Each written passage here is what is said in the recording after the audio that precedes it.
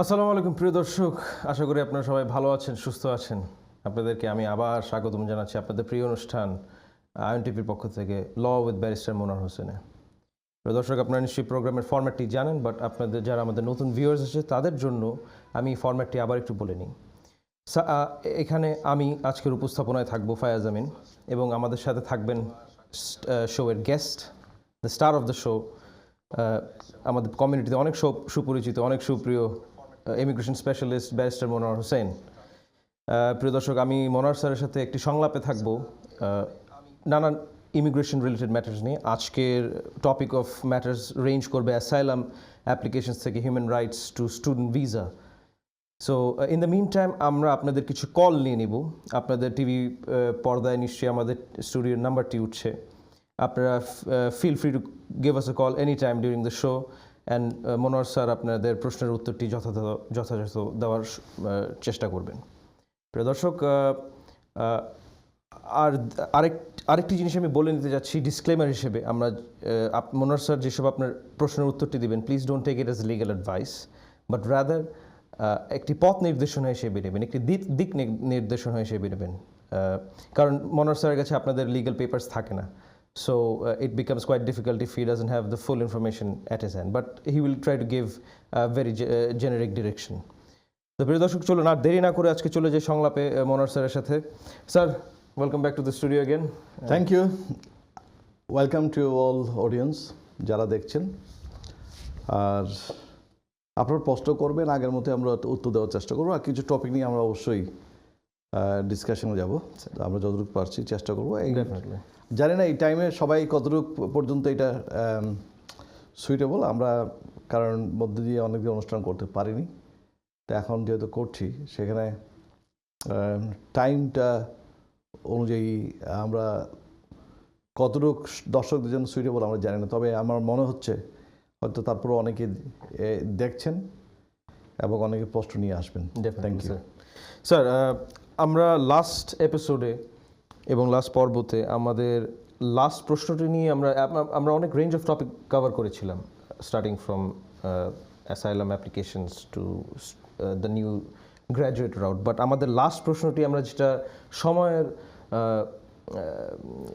সময়ের জন্য আমরা পারিনি আর কি, লাস্টের কোয়েশ্চেনটির ডিসকাশন, সেটা হলো আমরা জানি যে অ্যাসাইলাম অ্যাপ্লিকেশনস, মানে অ্যাসাইলাম সিকার্স যারা আছেন, যারা অনেক দিন ধরে ফাইট করছেন, লিগ্যাল ব্যাটল করছেন, let's say someone who is around in the UK for about 12 years now. আমরা আপনি নিশ্চয়ই জানেন যে বরিস জনসনের অ্যামনেস্টি প্লেজ করেছেন আর কি বরিস জনসন। ওইটার সম্পর্কে স্যার আপনি কি কিছু বলতে পারেন যে অ্যাসাইলাম সিকার্স কি can they expect something good out of that policy or in future policy which Boris Johnson may introduce? Quite tricky একটা কোয়েশ্চেন, কারণ এটা স্ট্রেট ফরওয়ার্ড অ্যান্সার দেওয়া এটা ভেরি ডিফিকাল্ট। কারণ ব্যাপারটা হচ্ছে অ্যাসাইলামে অনেকে আছেন, অনেকে রিসেন্টলি অ্যাপ্লিকেশন করেছেন, অনেকে হয়তো 4-5 বছর পর্যন্ত পেন্ডিং আছে, অনেকে এমনকি 8-9 বছর পর্যন্ত অ্যাসাইলাম অ্যাপ্লিকেশন পেন্ডিং আছে, এমন ঘটনা আছে। কেউ অ্যাসাইলাম আবার শেষের দিকে করেছেন, বিভিন্ন সময় বিভিন্ন টাইমে বিভিন্ন অ্যাপ্লিকেশন করেছেন, স্টুডেন্ট ছিলেন কিংবা এই দেশে ডকুমেন্ট ছাড়া ঢুকে তারপরে এখানে রয়ে গেছেন, কেউ বিভিন্ন ভিসা আসছেন রয়ে গেছেন, বিভিন্ন অ্যাপ্লিকেশন করেছেন, কেউ কোনো অ্যাপ্লিকেশন করেন নাই, বিভিন্ন ক্যাটাগরিতে মানুষজন আছে। তখন প্রশ্ন ছিল যে অ্যাসাইলাম যারা সিক করেছেন তারা এটা দিয়ে বেনিফিটেড হবেন কি না। এটা বলা মুশকিল, কারণ এখনও পর্যন্ত বরিস জনসন যেই আশ্বাস দিয়েছেন বলা চলে, সেটার কোনো ধরনের যে এটাকে আমি কমিটমেন্টও বলবো না, আবার এটাকে কোনো এটা এক ধরনের প্লেজ বলা যায়, কারণ তার ইলেকশনের আগেও সেই এটা নিয়ে কথা বলছে, বিভিন্ন কথা বলছে, এবং মাইগ্রেন্ট যারা আছে তারা অবশ্যই তার থেকে একটা বড় আশা করেছে। জি, তা আমি মনে করি এটা এক ধরনের লেজিটিমেট এক্সপেকটেশন, যেটা আমরা লিগেল টার্মে বলি, এটা হয়তো সেইভাবে একদিন কাউন্ট হতে পারে, কিন্তু পলিসি না আসা পর্যন্ত বলা যাচ্ছে না। রাইট, এখনো কোনো policy who will be eligible or who will not be eligible, but I hope many people will be eligible যারা লং টার্ম ধরে আছে। আর উনি ইন্ডিকেট করছেন 12 years, সেখানে এক্সেপশন থাকবে। আবার 12 ইয়ার্সের কমে যদি কি হয়, আই ক্যানট গ্যাস, রাইট। তবে আমি মনে করি সেখানেও এক্সেপশন থাকা উচিত। অনেকে আছেন ধরেন লফুলি, যেমন লফুলি 10 ইয়ার্স থাকলে বিভিন্ন ক্যাটাগরিতে স্ট্যাটাসে থাকার পরে someone can be permanent resident in this country after 10 years. এখন ধরেন ঠিক 10 ইয়ার্সের 1 মাস বাকি আছে, ওনার একটা ব্রেক হয়ে গেল কোনো কারণে, গ্যাপ হয়ে গেল, কিংবা আমার কাছে এই 10 ইয়ার্সের মধ্যে সব ঠিক আছে, হয়তো একটা সপ্তাহ মধ্যখানে উনি একটু ওভার স্টেয়ার হয়েছেন, কিন্তু স্ট্রিক্ট রুল যদি অ্যাপ্লাই করা হয় তাহলে উনি পান না। এখন আমরা তো যারা ইমিগ্রেশন লয়ার আছি তাদের মধ্যেও কোনো ধরনের প্র্যাকটিশনারদের মধ্যে কোনো ইউনিটি নাই, কিছু নেই। একসময় আমরা যখন প্র্যাকটিসিং ব্যারিস্টার, আমরা যখন ডাইরেক্ট ক্লায়েন্ট ডিল করতে পারছি না, সব ক্লায়েন্টদেরকে সলিসিটরের মাধ্যমে আমাদের কাছে আসতে হচ্ছে, তখন পাবলিক অ্যাক্সেস নামে একটা স্কিম আসলো। আমরা তখন 2003-04 দিকে আমরা একটা ক্যাম্পেইন করলাম, আমরা সবাই এটার রাইটটা দেওয়া উচিত আমাদেরকে। তখন বিভিন্ন সেক্টরে দেওয়া হলো, ইমিগ্রেশন, ফ্যামিলি এগুলি দেওয়া হয়নি। পরে পরে শেষের দিকে এসে 2007 দিকে এসে এটা রাইট দেওয়া হলো। তো এখন জিনিসটা দেখেন, তখন আমরা সবাই কিন্তু তখনও ঐক্যবদ্ধ করতে পারিনি সবাইকে। আমি উদ্যোগ নিয়েছিলাম তখন, কয়েকজন লয়ার নিয়ে এটা সিগনেচার ক্যাম্পেইন করলাম করিডোরে, কিন্তু দেখা গেলো এটা যখন সাবমিট করলাম এবং দেখা গেলো আসলেই এটা নিয়ে গভর্নমেন্ট এটা নিয়ে খুব ডিসকাশন করছে। আমরা এটা ফোরামের নাম দিয়েছিলাম ইমিগ্রেশন ব্যারিস্টার্স ফোরাম, এই নাম দিয়ে আমরা করেছিলাম। এবং ওই যে লবিংটা করেছিলাম পরবর্তী এইটাই কাজ হয়েছিল। তো আমরা ধরেন লয়ারদেরকে এক করতে পারি না, একটা এক্সাম্পল দিলাম আর কি। এটা যার প্ল্যাটফর্ম থেকে শেষে কাজ করে সবাই যার প্র্যাকটিস নিয়ে ব্যস্ত। আমরা 100 জন লয়ারও যদি একটা আমাদের অভিজ্ঞতার আলোকে আমরা যে মানুষের সমস্যাগুলো আমরা বুঝি এবং কি করলে মানুষকে হেল্প করা হবে, আমাদেরও এরকম কোনো ফোরাম নেই যে আমরা যেখানে মানুষকে হেল্প করতে পারি।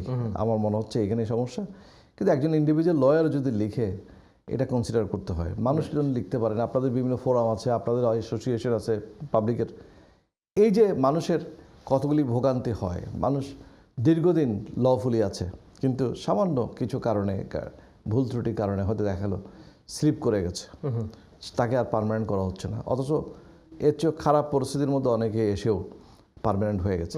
এটা দুঃখজনক। এই সব নিয়ে কথা বলার জন্য কিছুই নাই। যেসব JCWI কিংবা বিভিন্ন ধরনের ইলপা নামে যেসব ইমিগ্রেশন লয়ার্স প্র্যাকটিশনার্স অ্যাসোসিয়েশন যেগুলি ছিল, এগুলিতে এখন তো এগুলোর এফেক্টিভনেস আগের মতো নেই। যদিও ইমিগ্রেশন ল কেস এগুলি কমে নাই, সবসময় বেড়েই চলেছে মামলা মোকদ্দমা। যতই তারা আপিলের রাইট ওইদিকে নিচের দিকে দেয়, ওইদিকে হাইকোর্টে চলে গেছে কেস বেশি, জুডিশিয়াল রিভিউ আপার ট্রাইব্যুনাল ভরে গেছে। কাজে মানুষের সমস্যা আছে, মানুষের আছে, মানুষকে রেগুলারাইজ করার প্রশ্ন আছে। আমেরিকার উদাহরণটা ফলো করতে পারে, ইভেন কি ফ্রান্স ইটালিতে যেসব ফলো করা হচ্ছে। কিন্তু সমস্যা হচ্ছে আমাদের এখানে যারা এই যে হোম সেক্রেটারি হন, অনেক সময় দেখা যায় তারা হয়তো এথনিক অরিজিন, কিন্তু তারা দেখাতে চান তারাও এখানে একেবারে মেইন স্ট্রিমের সাথে আরও বেশি দেখাতে চান। হয়তো একটা ট্রেন্ড যে কেউ স্পেশালি যখন কনজারভেটিভ পার্টি থেকে আসে, বর্তমান যেটা হচ্ছে, যেমন প্রীত প্যাটেল, উনি দেখাচ্ছেন যে উনি খুব স্ট্রিক্ট, কোনো সুযোগে দিতে চান না। তা এখন এই অবস্থার মধ্যে কিছু লবিং দরকার ছিল, নাম্বার 1। নাম্বার 2 হচ্ছে মানুষের লয়ারদের নিজেদের উদ্যোগ লাগবে, সেটা হচ্ছে অ্যাপ্লিকেশন করা, যার স্ব অবস্থান থেকে একদম বসে না থেকে চেষ্টা করতে হবে। যাদের অ্যাসাইলাম অনেকদিন পেন্ডিং আছে তারা অবশ্যই এটার জন্য একটা রিপ্রেজেন্টেশন দিতে পারে। এবং ইনফ্যাক্ট স্যার আমার নেক্সট প্রশ্নটি এটাই ছিল যে আমরা জানি যে অ্যাসাইলাম অ্যাপ্লিকেশন টাইম অনেক সময় লেগে যায়। তো স্যার আপনি যদি একটু ধারণা দিতে পারতেন যে আসলে how long does it take to get a decision on an asylum application? Briefly আপনি এই লাইনের উপরেই ছিলেন স্যার। আমার অ্যাসাইলাম অ্যাপ্লিকেশন যে কতদিন লাগে ডিসিশন হতে, এটা গভর্নমেন্ট নিজেও উত্তর দিতে পারবে না। রাইট। এক সময় কমিটমেন্ট ছিল যে 6 মান্থসের মধ্যে কেসটা ডিসিশন দেওয়া হবে, এবং সেই উদ্দেশ্যেই তারা তখন এক সময় কাজের পারমিশনও দিয়ে দিত। যখন অ্যাসাইলাম সিক করতে যেত, কাজের পারমিশনের জন্য কোনো অসুবিধা হতো না, তখন সবাই কাজও করতে পারতো। কিন্তু পরবর্তীতে এগুলি সিস্টেম চেঞ্জ করা হয়, 6 মান্থস পেন্ডিং থাকলে তখন কাজের পারমিশন, এখন তো 1 বছর। এগুলো নিয়ে আবার কিছু কিছু চ্যালেঞ্জ হয়ে যাবে অন্য অ্যাসপেক্টে আর কি। তো যাই হোক, এখন অ্যাসাইলাম অ্যাপ্লিকেশনটা নিয়মটা আমি গতবার বলেছি, যখন স্ক্রিনিং ইন্টারভিউ করা হবে, স্ক্রিনিং ইন্টারভিউ করার পরে তারপরে তারা তো টাইম দেবে যে এভিডেন্সগুলো দেওয়ার জন্য, তারপরে ইন্টারভিউ হবে। এই যে ইন্টারভিউটা অনেকের বছরের পর বছর হয় না, কারো কারো দেখা যায় অ্যাপ্লিকেশন করার পরে 1 মাসের মধ্যে ইন্টারভিউ হয়ে যায়। এটা কান্ট্রির উপর ডিপেন্ড করে, কোন কান্ট্রি থেকে আসছে, আবার কেস ওয়ার্কিং টিমের উপর ডিপেন্ড করে। আমি এক্সপিরিয়েন্সের মধ্যে দেখেছি এই যে স্পেশালি বাংলাদেশি কমিউনিটির যে মধ্য দিয়ে যেসব অ্যাসাইলামগুলি সিক করা হয়েছে, তার মধ্যে এখন দেখছি এই অ্যাভারেজ এখন 1 বছরের মধ্যে অ্যাসাইলাম ইন্টারভিউ পাওয়া যাচ্ছে না, একদম বিগ প্রবলেম। খুব রেয়ারলি আমরা দেখছি 3-4 মাসের মধ্যে পাওয়া যাচ্ছে। এটা একটা বিষয়। আরেকটা হচ্ছে ইন্টারভিউ দেওয়ার পরে কারো করে দেখা যাচ্ছে একেবারে কুইক ডিসিশন 1 সপ্তাহের মধ্যে দিয়ে দিচ্ছে বাই ইমেল। আবার কারো ক্ষেত্রে দেখা যাচ্ছে 1 বছর 2 বছরের মধ্যে, আমার এমন এক্সপিরিয়েন্স, আমার এমন ক্লায়েন্ট আমারও আছে যারা 1.5 বছর পর্যন্ত ইন্টারভিউ করার পরও এবং 2 বছর ইন্টারভিউ করার পরও ডিসিশন পান নাই। তাহলে এইটার মানে কি? এটার মানে হচ্ছে হোম অফিসের কোনো স্ট্রিক্ট রুল নাই, ইমিগ্রেশন লতে কোনো রুল নাই যে এত দিনের মধ্যে ডিসিশন দিতে হবে। কিন্তু আমরা এটা অবশ্যই সেই জাপ করতে পারি। হ্যাঁ, আমরা অবশ্যই প্রেস করতে পারি তাদেরকে, এবং আমরা অবশ্যই এটা নিয়ে লেখালেখি করতে পারি। প্রয়োজনে আমরা যদি এক্সট্রিম ডিলে হয়, এটা নিয়ে আমরা কোর্টেও যেতে পারি, জুডিশিয়াল রিভিউ করে চ্যালেঞ্জও করতে পারি। হয়তো ভালো রেজাল্ট আসুক বা না আসুক, আমরা চ্যালেঞ্জ করতে পারি, অনেক সময় আসতেও পারে, নেভার নো। তো এখন ডিসিশনটা কয়দিনের মধ্যে হবে এটা বলা মুশকিল, তবে এই সব স্টেপ বাই স্টেপ প্রসিজিওরের মধ্যে যেতে হবে। কেউ অ্যাসাইলাম অ্যাপ্লিকেশন করে আসলো, একটা কার্ড দিয়ে দেয়, এআরসি কার্ড, কাজে ওই এআরসি কার্ড নিয়ে উনি হয়তো বসে আছেন, আর কোনো খবর নাই। রাইট। আবার অনেকে আবার এই এআরসি কার্ড পেয়ে মনে করেন, অনেকে আবার যারা বুঝতে পারেন না তারা মনে করেন যে তাকে তো দিয়ে দিছে, কার্ড দিছে।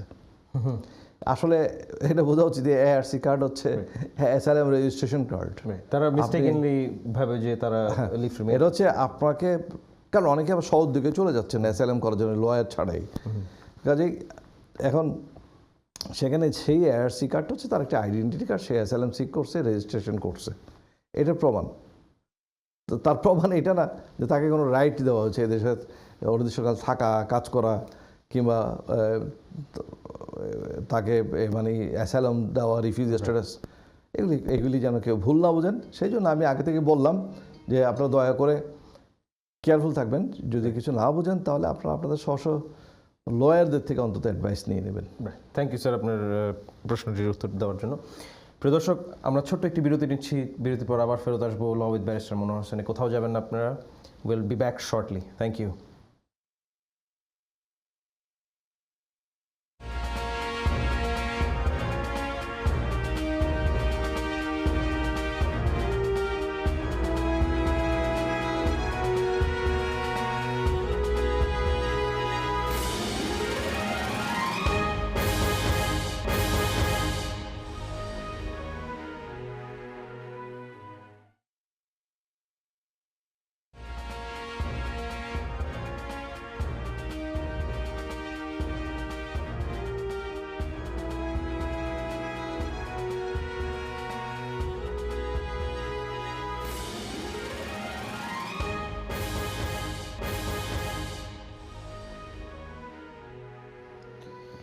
প্রিয় দর্শক, welcome back.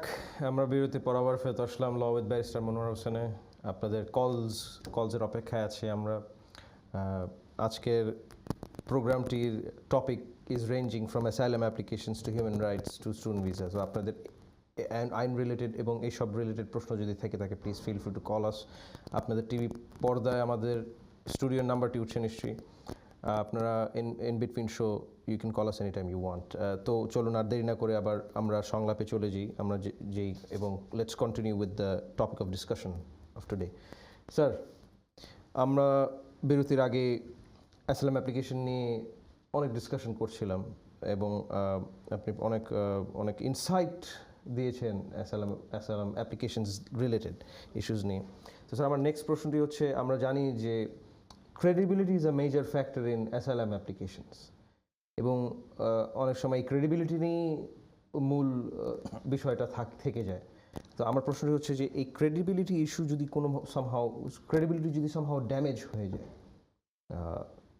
অ্যাপ্লিকেন্টের, how can the applicant recover from that in that situation? Thank you. Credibility বিষয়টা যখন আসছে, প্রথমে আমাদের যারা দর্শক আছেন তাদের বোঝা উচিত যে ক্রেডিবিলিটি কী। যেমন ক্রেডিট কার্ড, আমরা জানি ক্রেডিট কার্ডের অর্থাৎ ক্রেডিট রেকর্ড, আপনার ক্রেডিট রেকর্ড যদি ঠিক না থাকে তাহলে আপনি লোন পাবেন না, মর্গেজ পাবেন না। ডেফিনেটলি। তার মানে আপনাকে বিশ্বাস করা যাচ্ছে না, আপনার বিল বাকি ছিল, আপনি আগে পয়সা ঠিকমতো দেন নেই, আপনার কোথাও সমস্যা আছে ইত্যাদি। মানে আপনি এই ফাইন্যান্সের ব্যাপারে আপনাকে খুব বেশি বিশ্বাস করা যাবে না, সেই জন্য আপনার ক্রেডিট রেকর্ডে স্কোরিং কম, এইটা তো সবাই জানে।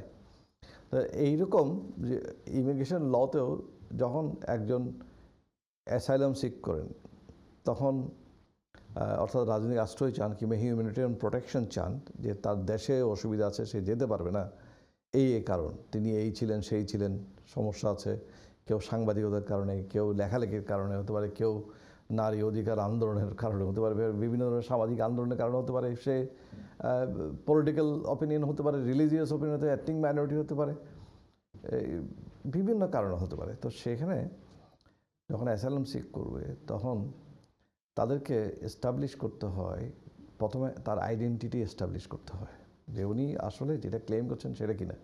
কারণ আমরা একসময় দেখেছি বাংলাদেশি কমিউনিটি থেকে প্রচুর অ্যাপ্লিকেশন আসছে, যেখানে অনেকে দাবি করছেন কেউ রোহিঙ্গা কমিউনিটির, কেউ দাবি করেছেন বিহারি, যারা এই যে এক্সপ্যাট্রিয়েটস, যারা পাকিস্তান, যারা হচ্ছে সে 1947 সালে সে পাকিস্তান ইন্ডিয়া ভাগ হওয়ার পরে অনেকে ইন্ডিয়া থেকে উর্দুভাষী যারা চলে আসছিলেন, তারা অনেকেই তৎকালীন পূর্ব পাকিস্তান আসছিলেন, তারা তো বাংলা।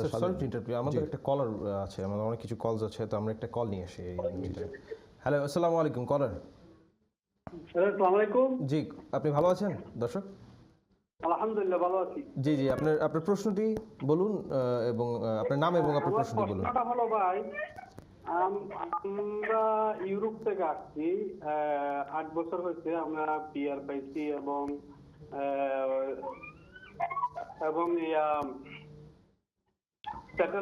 সেটেলমেন্ট পাইছি। কিন্তু আমার প্রশ্নটা হলো এই যে আমার ওয়াইফ ইউরোপিয়ান পাসপোর্ট, কিন্তু যখন আমরা ওই পিআর এর জন্য অ্যাপ্লাই করছিলাম তখন ওনাকে 10 বছরের জন্য দিছে, এই রেসিডেন্ট কার্ড দিছে।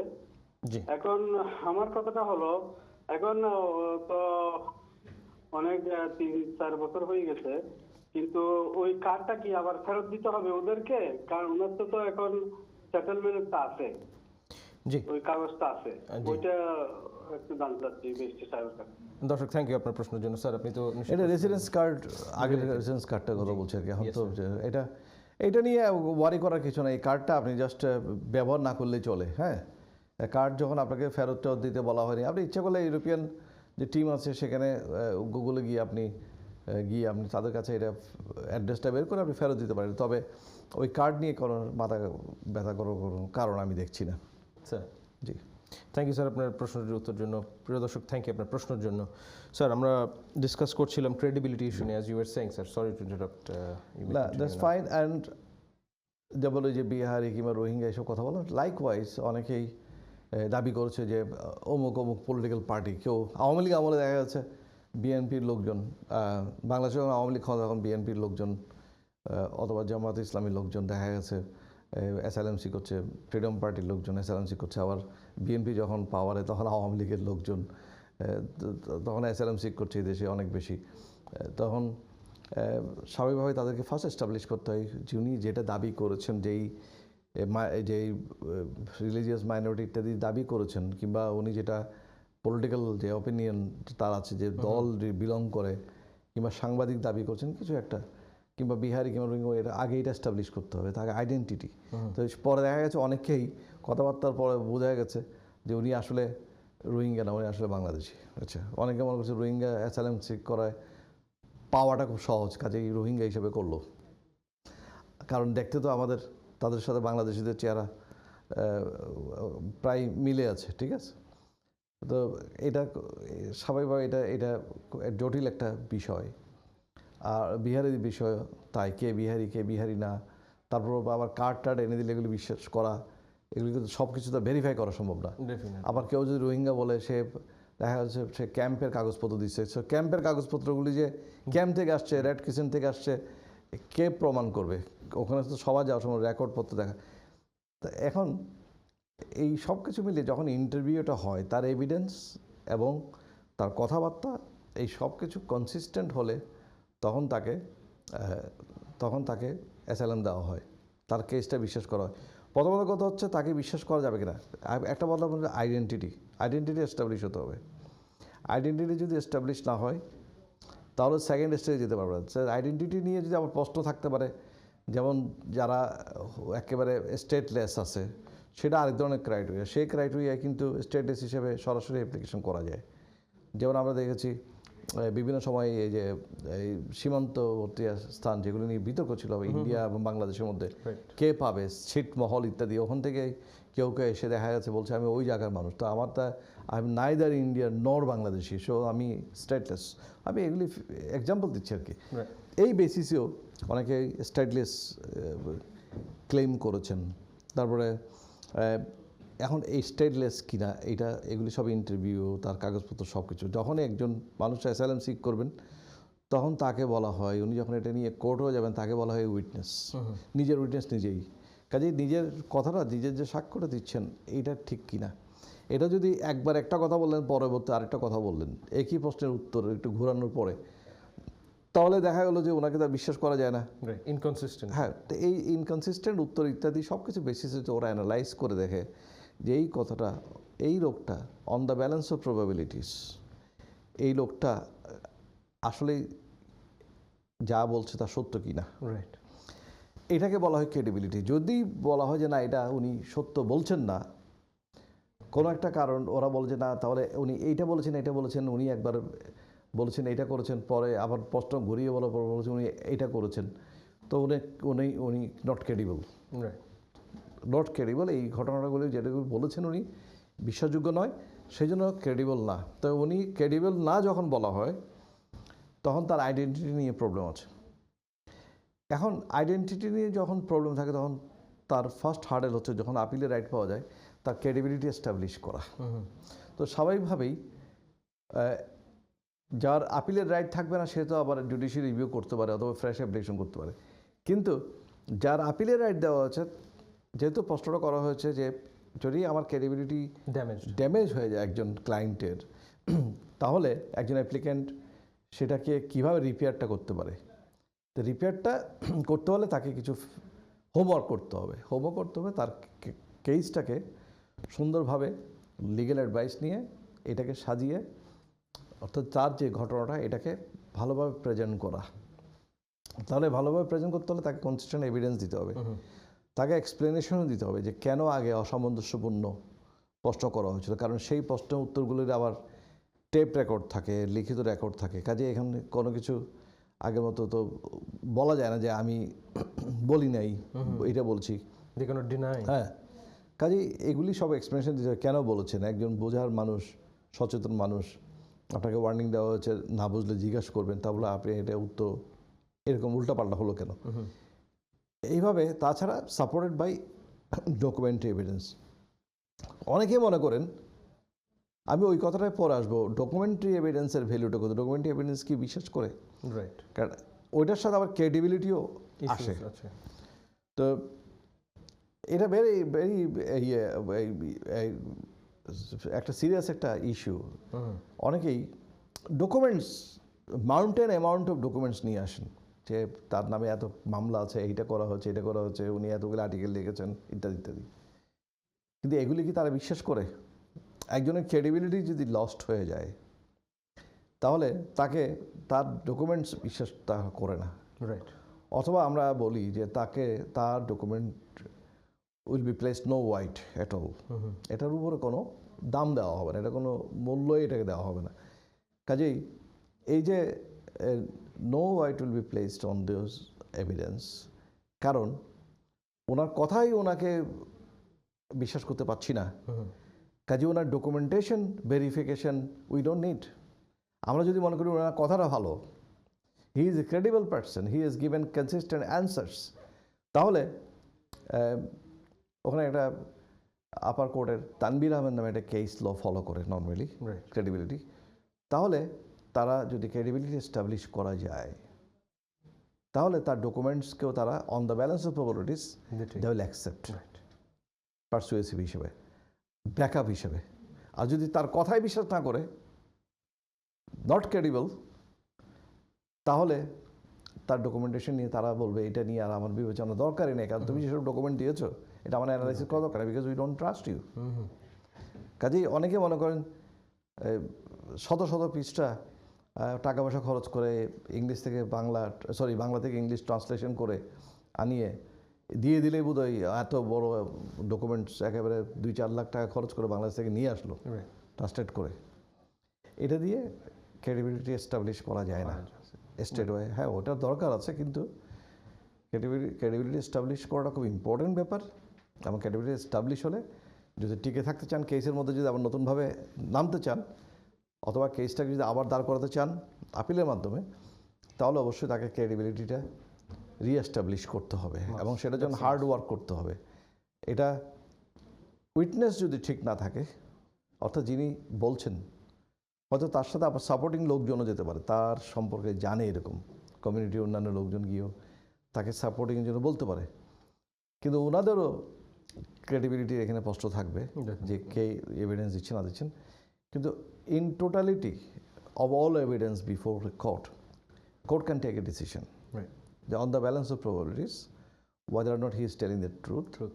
আর অ্যাসাইলাম কেসগুলোতে অনেকেই হয়তো জানেন না, তারা যেটা বলছে যে কেসে বিভিন্ন, এটা অনেক আগে থেকে হাউস লর্ডসের কেসের পরিপ্রেক্ষিতে বলা হয় যে এখানে প্র্যাকটিসটা এরকম যে এটা সিভিল স্ট্যান্ডার্ডও না, সিভিল স্ট্যান্ডার্ড চেয়ে লোয়ার,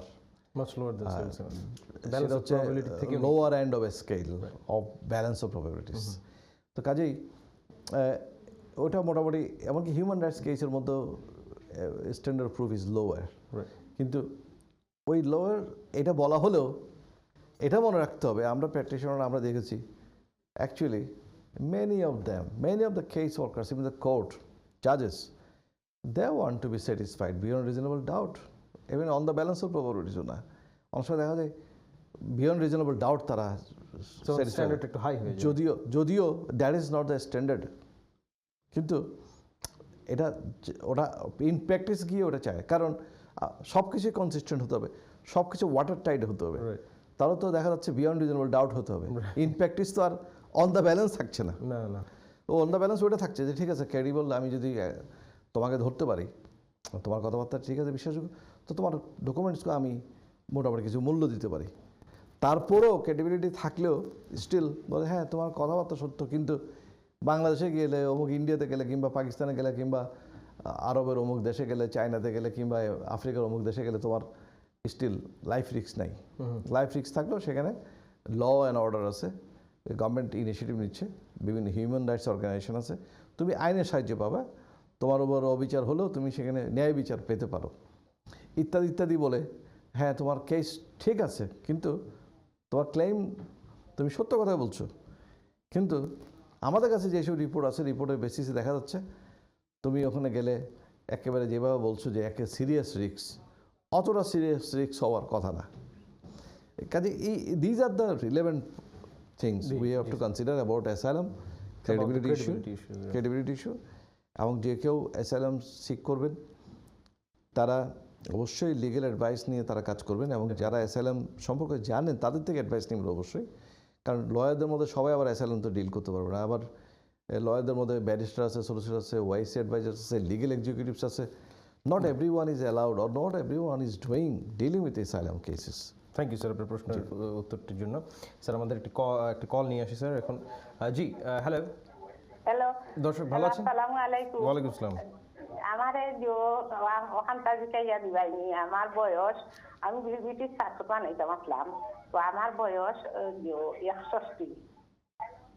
জি 61তে যে আমি ইকে টেস্ট দিতাম পারিছি না আমার বেমার জি আপনি আপনি অসুস্থ মানে ওই 61 বয়স জি। তো আমি যে kidney problem thyroid operation arthritis diabetic আমি মনে রাখতাম পারি না। আচ্ছা আপনার একটা প্রশ্ন করি, আপনি তো পার্মানেন্ট পেয়েছেন, পার্মানেন্টটা কখন পাইছেন আপনি? পাইছি 17 17তে আপনি কিভাবে পাইছেন? পাইছি আমার হুরুর টাইমতে ভিজিট আনছিল আমি আমার এলিগেল করছি না ও আচ্ছা, আপনি প্যারেন্ট হিসেবে পাইছেন, ঠিক আছে।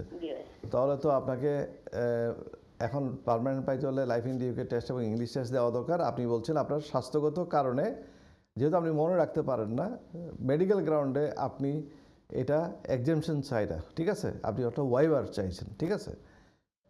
আমরা ইংলিশে এটাকে বলি এক্সামশন, ঠিক আছে। মানে আমি এটা থেকে না করার জন্য একটা মানে ওই কী বলে এটাকে এক্সামশন জি ছাড় চাইলাম আর কি। আচ্ছা, এটা সম্ভব, আমি বলছি না যে আপনারটাই তারা দেবে এমন না, কিন্তু যে কেউ এরকম মেডিকেল গ্রাউন্ড থাকলে এটা সেখানে একটা আলাদা ছোট্ট একটা সিস্টেম ফর্ম আছে, এটা ডক্টরের কাছে নিয়ে সাইন করতে হবে এবং ডক্টর যদি সাইন করে এটা সাপোর্ট করে এটা এটা হইতে পারে।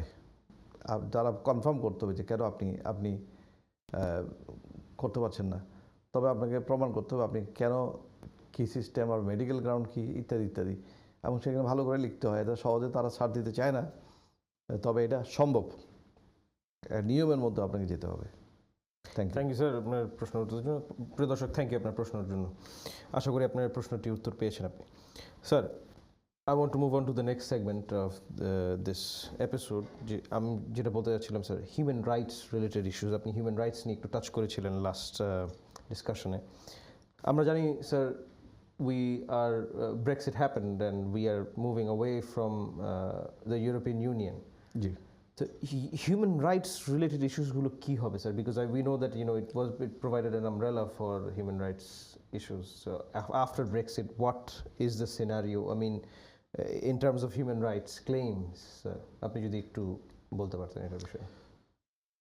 অনেকেরই প্রশ্ন এটা, কোয়াইট ইন্টারেস্টিং প্রশ্ন, এবং সেটা আগামী দিনে আরও কিছু প্রায়োরিটি পাবে এবং সেখানে নিউ কিছু অবশ্যই তাদেরকে ইন্ট্রোডিউস করতে হবে, যেটা তারা হয়তো করছেন এখন।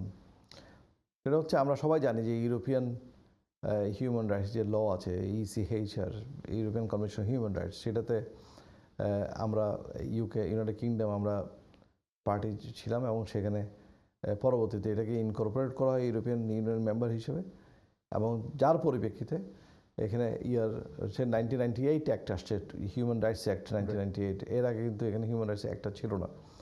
কাজে এই হিউম্যান রাইটস অ্যাক্টটাকে পার্লামেন্টে মানে অ্যাপ্রুভ করে রানীর অনুমোদন নেওয়ার পর দেন এই হিউম্যান রাইটস আমাদের এখানে এনফোর্স হয়, স্পেশালি 2000 সাল থেকে এটা।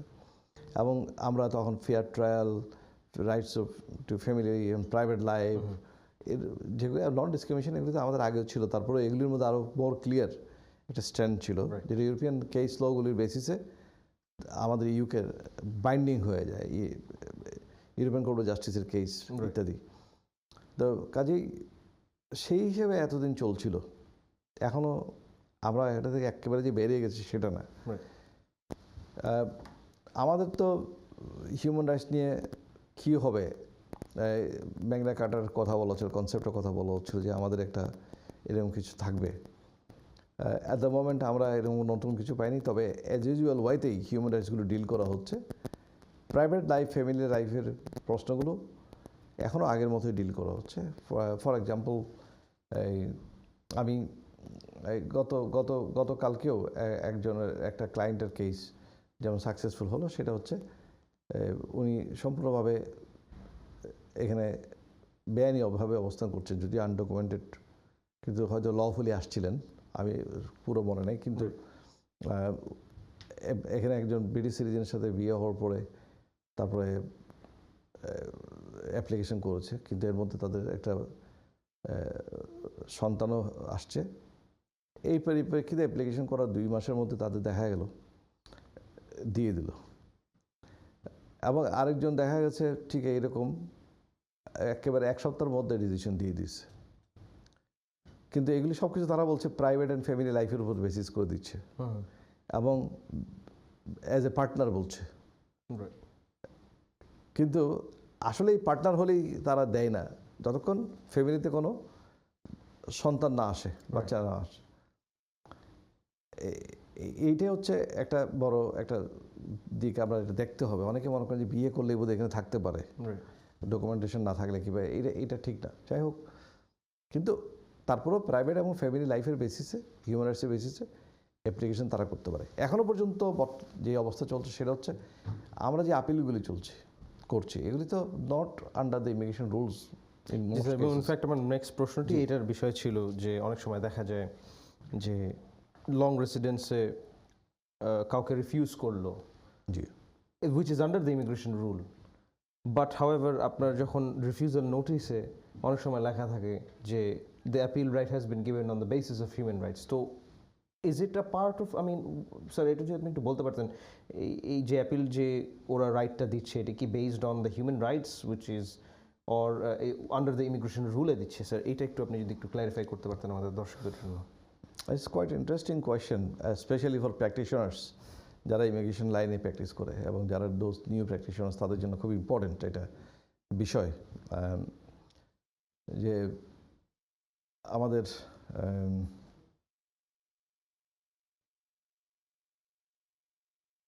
হিউম্যান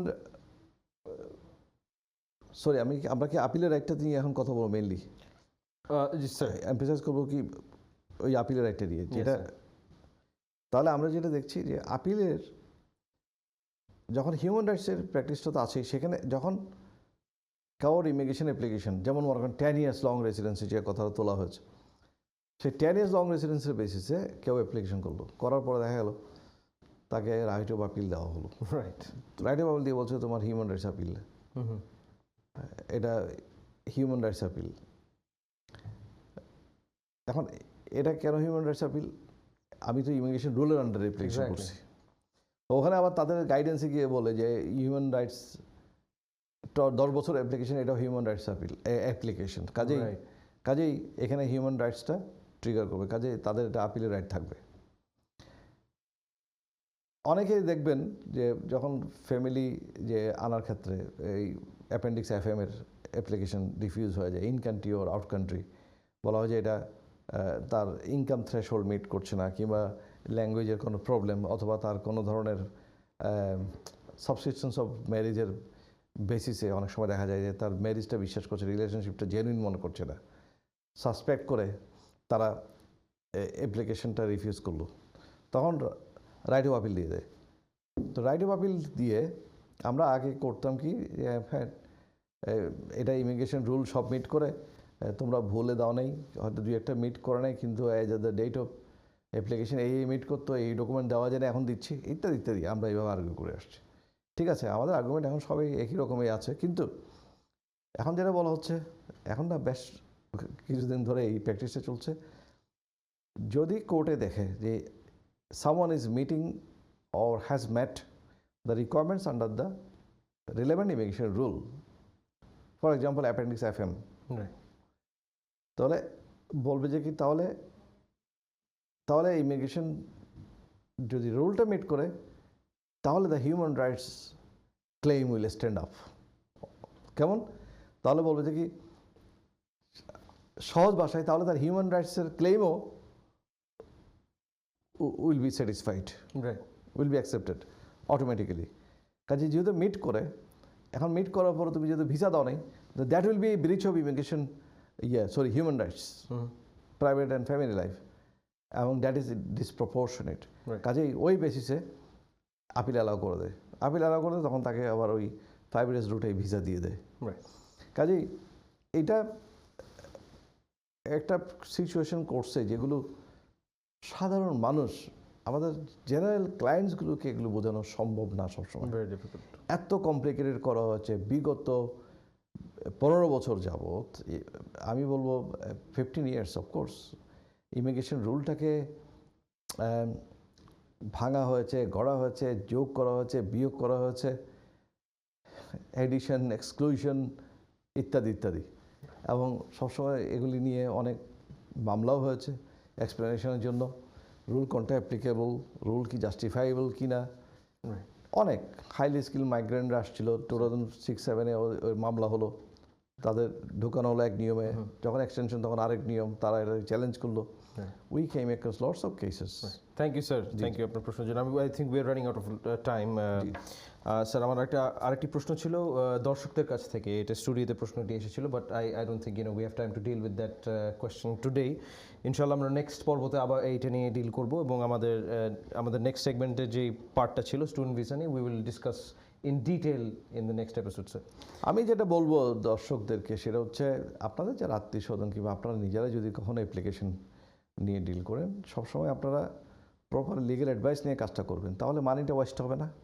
আপনাদের অ্যাপ্লিকেশনটা রিজেক্ট হওয়া এবং আপিলে চলে যাওয়ার সম্ভাবনা কম থাকবে, এমনকি আপিলে গেলেও আপিলে উইন করার চান্সও কম থাকবে আপনি যদি প্রপার লয়ারের অ্যাডভাইস নিয়ে করেন। এটা আমি বলছি না আমার দিয়ে করা দেবে, নো, এটা আপনি কোয়ালিফাইড লয়ার পাবেন, আপনি গুগল সার্চ করবেন, আপনি বিভিন্ন বন্ধুবান্ধবদের আপনি দেখবেন কাদের মানে রেকর্ডটা ফাস্ট ট্র্যাক রেকর্ড আছে, সেই ধরনের লয়ার দিয়ে আপনি আপনার কাজ করবেন, আমার মনে হচ্ছে আপনি অবশ্যই সফল হবেন। থ্যাংক ইউ স্যার আপনার প্রশ্নের জন্য। Thank you for coming in to the studio again sir. প্রিয় দর্শক, আজকের পর্বটি এখানেই শেষ করছি, আমরা আবার দেখা হবে নেক্সট পর্বতে। We will be waiting for your calls and we will be discussing broad range of issues. Please tune in the next episode.